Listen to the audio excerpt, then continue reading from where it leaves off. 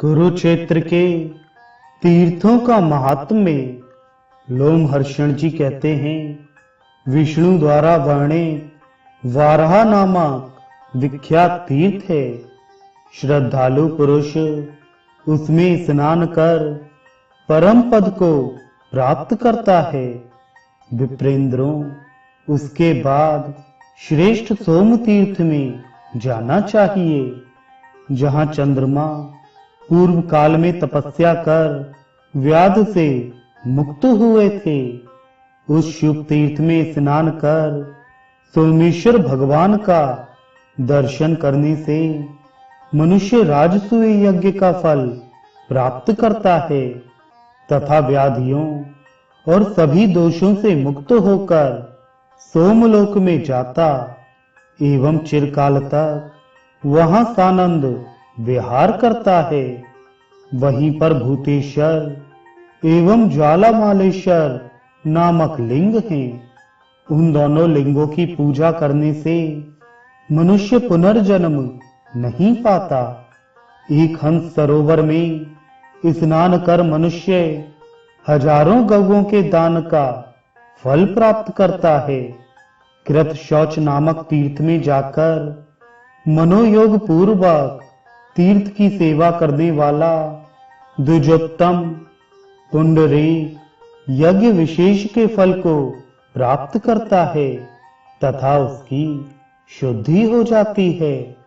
उसके बाद बुद्धिमान महादेव के मुंजवट नामक तीर्थ में एक रात्रि निवास करके मनुष्य गणनायक के पद को प्राप्त करता है।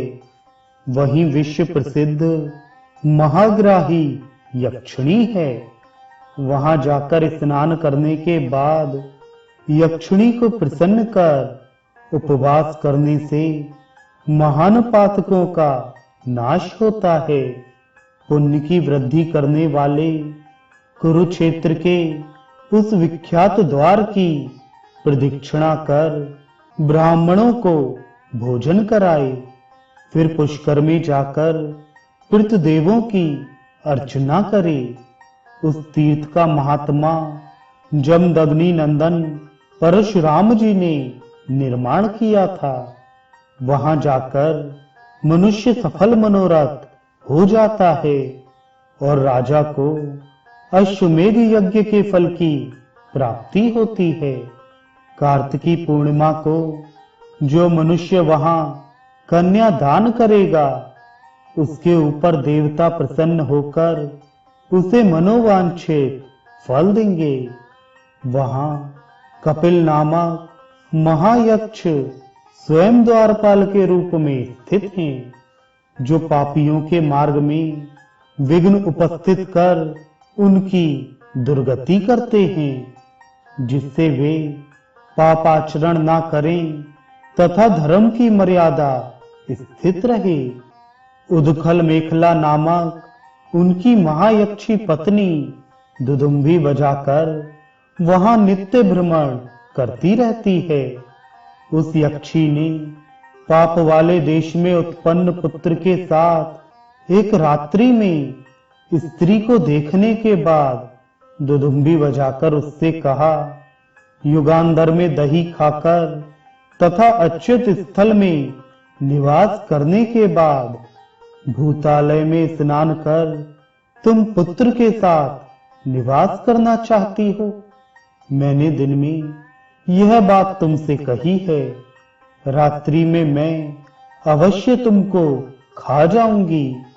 उसकी यह बात सुनने के बाद यक्षिणी को प्रणाम कर उसने दीन बाड़ी में उससे कहा, हे भामनी, मेरे ऊपर दया करो। फिर उस यक्षिणी ने उससे कृपा पूर्वक कहा, जब किसी समय सूर्य ग्रहण होगा, उस समय सरोवर में स्नान करके पवित्र होकर तुम स्वर्ग चली जाओगी।